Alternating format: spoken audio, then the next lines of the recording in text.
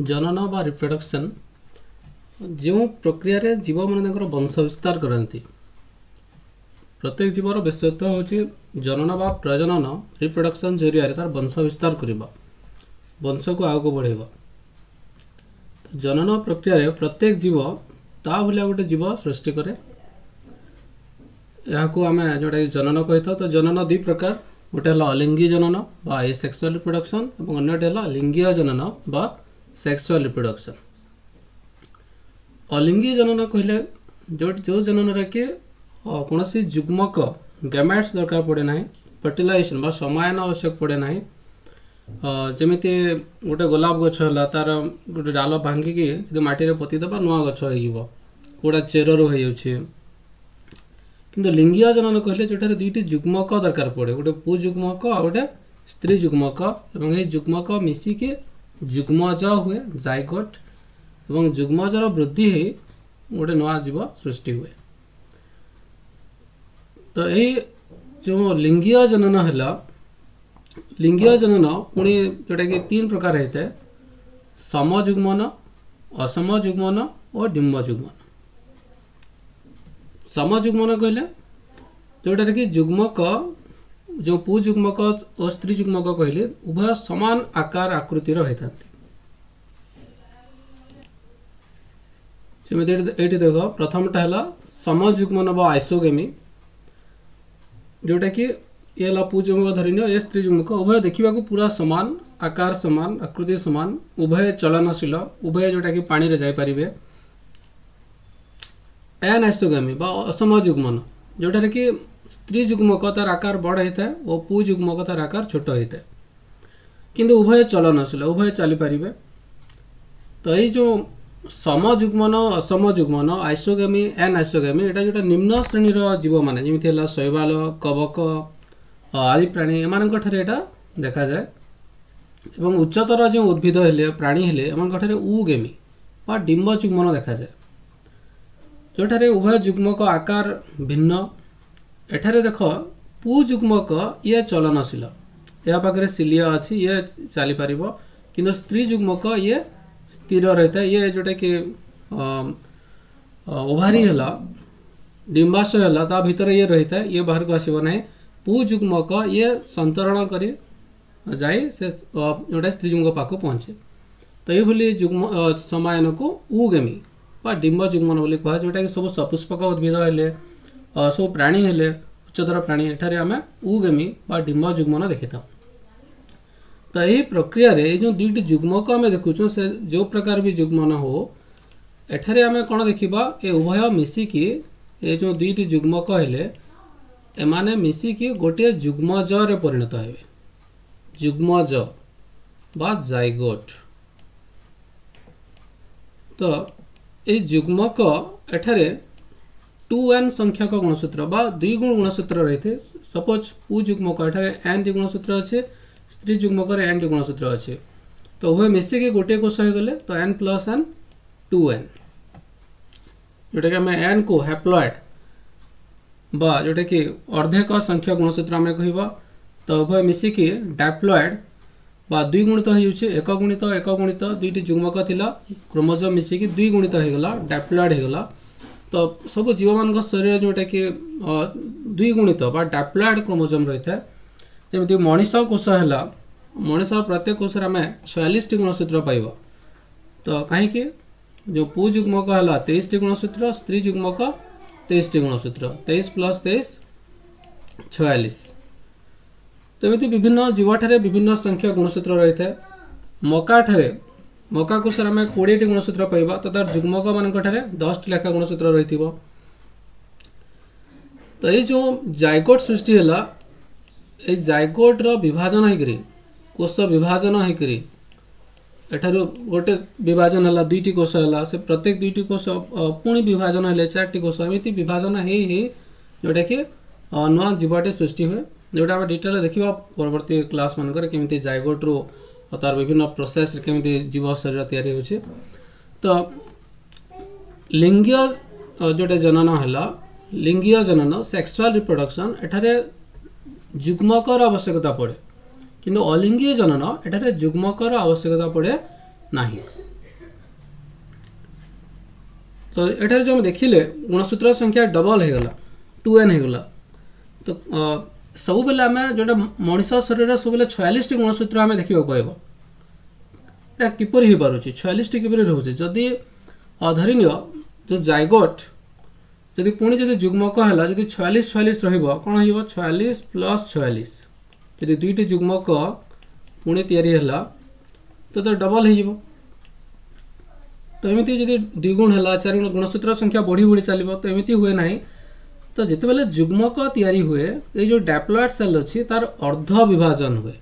जोटा कि गुणसूत्र संख्या अधा हो जाए। तो 46 गुणसूत्र जदि गोटे कोश रही तार जुग्मक कौन हम सब बेले तार अधा मैंने 23 टी गुणसूत्र। तो ता द्वारा सब बेले से 46 ही रठार अधिक हम ना गुणसूत्र बढ़ी बढ़ी जीव ना। तो कोश विभाजन बा सेल डिविजन दुई प्रकार रही गोटे है सम विभाजन और अन्यटी है अर्ध विभाजन। अर्ध विभाजन मुख्यतः ये जो जुग्मक तैयारी व्यवहार हो जो जीव शरीर में डैप्लॉइड सेल होची 2 गुण क्रोमोसोम रही जुग्मक तैयारी बेले तो अधा हो जाद्वारा पुणी से डैप्लॉइड बजाय रही पारुछि।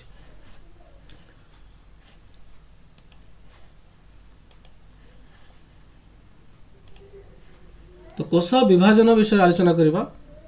कोश विभाजन दुई प्रकार गोटे है सम विभाजन बा माइटोसिस जहाँ कि सूत्रायन बोली कह जाए एवं अन्यटी है अर्ध विभाजन बा मियोसिस बा अर्धायन। सम विभाजन ये जोटा सोमीय कोश रहता है। सोमीय कोश कहले जोटा कि जनन प्रक्रिया जार किसी भूमिका नहीं साधारण शारीरिक कोश जनन कोश को छाड़ी जो कोश मान रही तो सोमीय कोश सम विभाजन होता है एवं अर्ध विभाजन ये जनन कोश जोटा टेस्टिस बा शुक्राशय ओभारी बा डिम्बाशय सेठारे जो कोश मान रही से स्थान में आम केवल अर्ध विभाजन देखा पाइब। तो प्रत्येक जो सम विभाजन है अर्ध विभाजन है यहाँ दुईटी पर्यायर होता है। प्रथम पर्यायर न्यष्टिर विभाजन हुए न्यष्टि विभाजित हो गोटे न्यष्टि दुईटी न्यष्टि है। सेकेंड जोटे कोश जीवकर विभाजन बा साइटोकाइनेसिस जहाँद्वारा कि कोश जीवक समान दिभाग हो जाए तो गोटे कोश विभाजित होकर दुईटी कोश हो जाए। तो चलो देखा सम विभाजन बा माइटोसिस ये किपरि होची तार विभिन्न जोटा कि अवस्था गुड़िक कौन रही। तो सम विभाजन दुईटी पर्याय कहली गोटे है न्यष्टि विभाजन अन्यटी है कोश जीवक विभाजन। तो न्यष्टि विभाजन यह पुणी 4टी अवस्था भाग कर आद्यावस्था मध्यावस्था उत्तरावस्था अंतिमावस्था ये 4टी अवस्था देखिए न्यष्टिर विभाजन होकर गोटे न्यष्टि दुईटी न्यष्टि होता है। आद्यावस्था बा प्रोफेज मध्यावस्था बा मेटाफेज उत्तरावस्था बा एनाफेज और अंतिमावस्था बा टिलोफेज। तो एठारे तुम मन रख प्रत्येक अवस्था न्यष्टि कौन कौन परिवर्तन होचे सेटा तुमको मन रखा अच्छे। तो चलो देखिए आद्यावस्था बा प्रोफेज यही स्थान में समय कौन हो न्यष्टिर कौन कौन परिवर्तन आद्यावस्था आद्यावस्थार पूर्वर ताको अंतरावस्था बोली कह जाए इंटरफेज। से जब आम देखा गोटे न्यष्टि झिल्ली द्वारा आवृत होती ता भितर आम जो कहते क्रोमोजोम बा गुणसूत्र जमी मनीष कोश 46 टी क्रोमोजोम। तो एठार एमती आम किसी क्रोमोजोम कोटा आम देखिपर ना बारी पार ना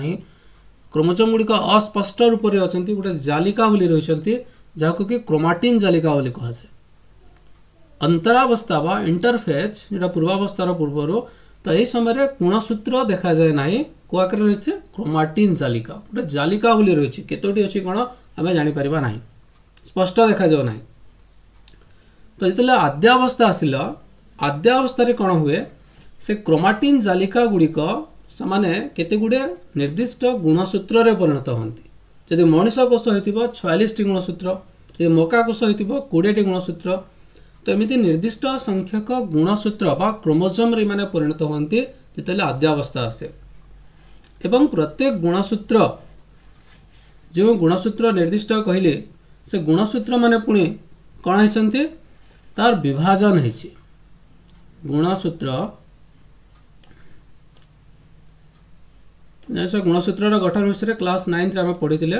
गुणसूत्र तार जो गोटे प्रोटीन आवरण ता भीतर गोटे डीएनए रही गुणसूत्र केंद्र रही जोटा कि सेंट्रोमियर बा गुणसूत्र केंद्र। तो प्रथमे जो गुणसूत्र है ये रही है एकक सूत्र आकार किंतु आद्यावस्था परवर्ती समय एठारे कौन होचे ये गुणसूत्र लंब भाव में विभाजन हुए एमती भाव विभाजन होचे किंतु विभाजन संपूर्ण हुए ना गोटे गुणसूत्र विभाजित कर दुईटा है जो ना जो दुई खंड है जोटा आम क्रोमाटिड बोली कहबा गुणसूत्र जो खंड गुड़िक जो लंब भाव विभाजन है ताको आम क्रोमाटिड बोली कहबा तो क्रोमाटिड द्वय आसिकी गुणसूत्र केंद्र रे लागी रही गुणसूत्र केंद्र विभाजन है ना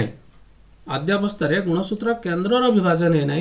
गुणसूत्र विभाजन है लंब भाव में उभय पटर कि गुणसूत्र केंद्र एवं भी अविभाजित आकार रही यार भांगी ना तो आम गोटे गुणसूत्र बोली कहबा जदिव विभाजन है गोटे बोली कहबा जोटा कि दुईटी क्रोमाटिड गुणसूत्र दुईटी आम क्रोमाटिड देखा पाइले यदि आउ गोटे चित्र कर दूसरे ये गोटे क्रोमाटिड एवं ये गोटे क्रोमाटिड उभय गुणसूत्र केंद्र रे लागी रही गुणसूत्र केंद्र संपूर्ण विभाजन है ना तो गुणसूत्र लंब भाव में विभाजित होती किंतु गुणसूत्र केंद्र रे क्रोमाटिड द्वय लागी रही आद्यावस्थार शेष आड़ को जो न्यष्टि न्यष्टि झिल्ली रही गोटे न्यष्टि जानी गोटे न्यष्टि झिल्ली द्वारा आवृत होता है ता मझिरे पुणे गोटे न्यष्टि भितर नी न्यष्टि नामक गोटे रही जोटा गोलाकार नी न्यष्टि रही है तो आद्यावस्थार शेष आड़ को ए न्यष्टि झिल्ली बा नी न्यष्टि एटा देखा जाए ना अदृश्य हो जाए देख चित्र रे आ न्यष्टि झिल्ली ना न्यष्टि झिल्ली और नी न्यष्टि अदृश्य हो जाए ये सब जो चेंजेस आटा को नोट करवा मन रखा कौन कौन परिवर्तन है आद्यावस्था सेंट्रोजोम गोटे कोष अंगिका रही प्राणी कोष थे उद्भिद कोष तो न था तो से सेंट्रोजोम मध्य विभाजन हुए एवं उभय मेरु को जाए उभय मेरु को सेंट्रोजोम गोटे सेंट्रो विभाजन दुईटी सेंट्रोजोम होगा उभय मेरु को गला एवं सेठारे गोटे प्रोटीन फाइबर प्रोटीन सूता तैयारी आरंभ कला जहाँ तर्कु तंतु बा स्पाइंडल फाइबर्स बोली कहा जाए यहाँ है से तर्कु तंतु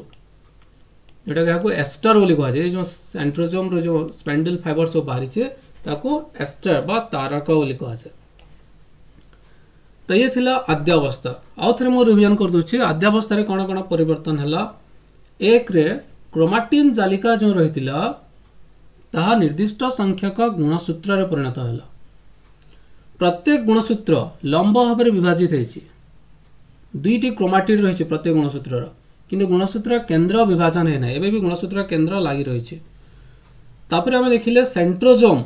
उभय मेरु को गला एवं सेठारे तर्कु तंतु गोटे प्रोटीन फाइबर स्पाइंडल फाइबर्स से तैयारी आरंभ कला जोटा कि आम से जो सेंट्रोजोम रो स्पाइंडल फाइबर बाहरी तारक बा एस्टर बोली कहला शेष में कौन देखिले न्यष्टि झिल्ली और नी न्यष्टि आगुरी जो रही है न्यष्टि झिल्ली और नी न्यष्टि ताहा अदृश्य हो गला मिले गला और देखागला नहीं तो ये थिला आद्यावस्था नेक्स्ट है मध्यावस्था बा मेटाफेज मध्यावस्था कौन हो जदि आद्यावस्था को देख क्रोमोजोम गुड़िक एणे तेणे सब आड़े रही किंतु मध्यावस्था बा मेटाफेज रे एठारे कौन हुए सबुजाक गुणसूत्र जितेटी भी गुणसूत्र अच्छी समस्ते कोषर मिडिल प्लान कोषर मध्य समतल आसिकी धाड़ी करी रही सजे हो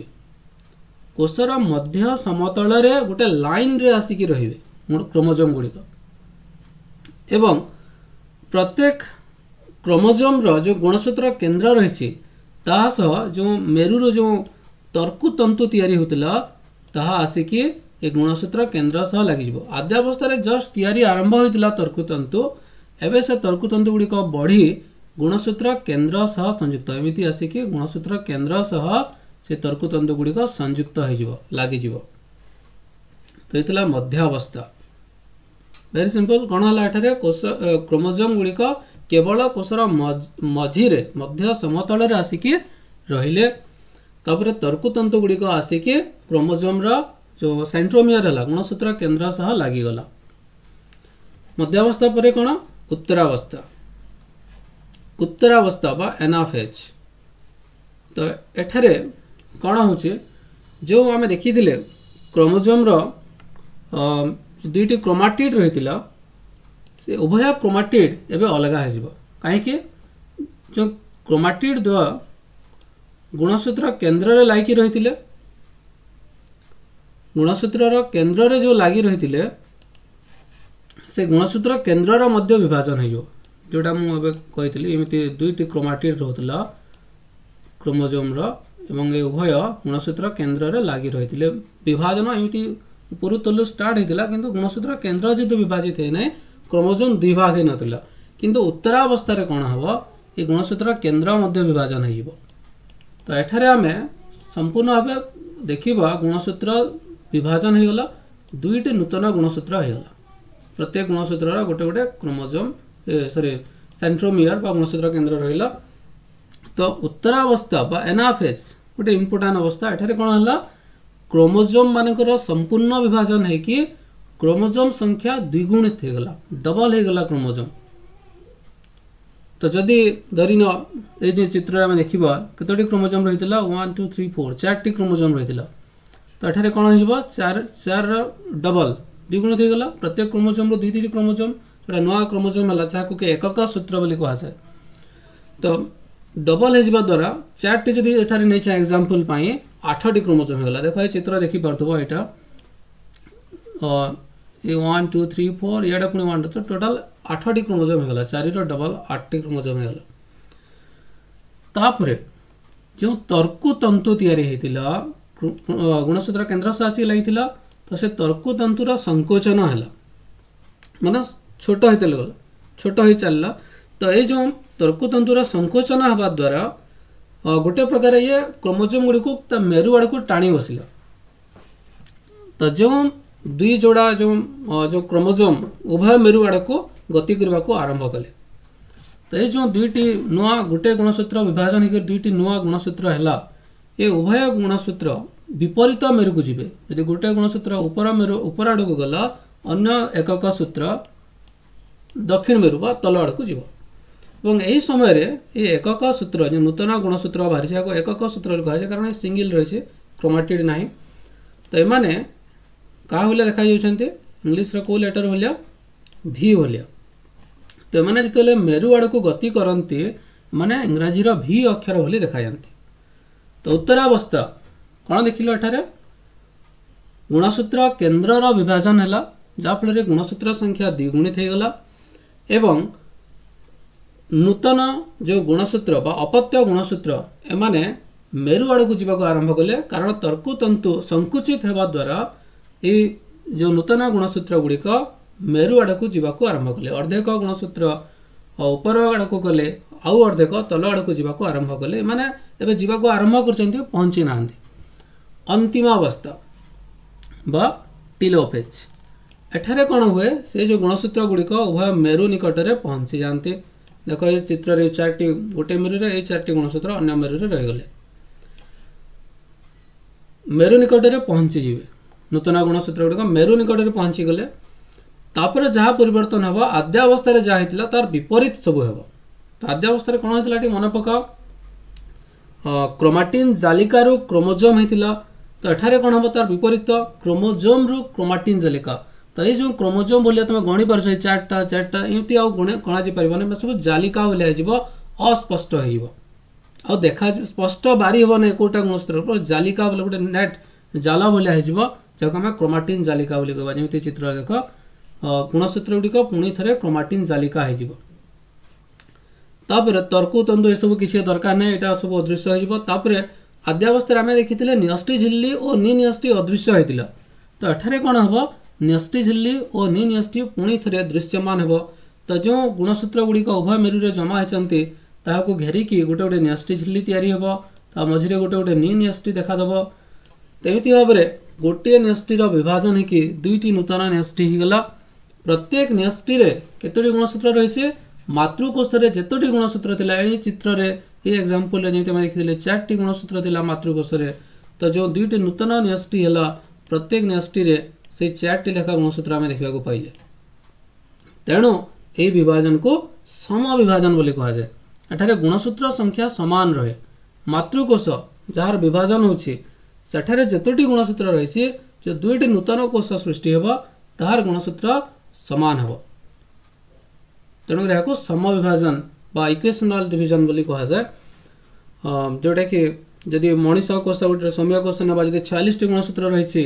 अपत्य कोष दुईटे 46 लेखा गुणसूत्र गुणसूत्र संख्या बदल ना कहीं सामान रोचे तार कारण है उत्तरावस्था जोठार कि गुणसूत्र डबल हो 2 गुण हो तेणुक जो कोष 2 भाग हो गला प्रत्येक भाग में सामान गुणसूत्र रहा तो एमती न्यष्टि विभाजन सरला 4टी अवस्था दे आद्यावस्था मध्यावस्था उत्तरावस्था अंतिमावस्था ये है प्रथम पर्याय विभाजन जोटा कि न्यष्टि विभाजन तापर सेकेंड है कौन कोष जीवक विभाजन तो कोष जीवक विभाजन ये उद्भिद कोष प्राणी कोष भिन्न प्रकार हुए जोटा एत समय पर्यंत उभय कोष सामान होता किंतु कोष जीवक विभाजन ए डिफरेन्स रही प्राणी कोष केवल ये जो कोष झिल्ली रही तार संकोचन होगी यहाँ दुई भाग देख ये केमती संकोचन हो कोष झिल्ली थी कोषर आवरण कोष झिल्ली तो कोष झिल्ली केवल संकुचित हो संकुचित होती दुईटी कोष होगला कोष जीवक प्रत्येक अंश किसी किसी रहा तो केवल कोष झिल्लीर संकोचन होगी गोटे कोष रु दुईटी कोष होगला प्राणी कोष कारण कोष भित्ति न था प्राणी कोष किंतु उद्भिद कोष जो देखा उद्भिद कोषर बाहर आवरण होची कोष भित्ति तेणु एठारे कौन हुए जिते न्यष्टि विभाजन कर दुईटी न्यष्टि होगला तापर मझिरे गोटे सेल प्लेट गोटे कोष प्राचीर सृष्टि हुए गोटे कांथ सृष्टि हुए जहाँफल कि कोष जीवक दुई भाग हो जाए तो मन रख ये पार्थक्य प्राणी कोष केवल कोष झिल्लीर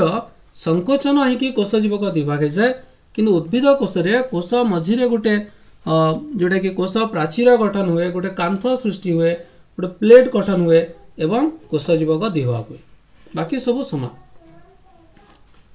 आउ गोटे डिफरेन्स है प्राणी कोष सेंट्रोजोम रही है किंतु उद्भिद कोष सेंट्रोजोम न था तथापि कोष जो विभाजन से सामान हिसाब से होची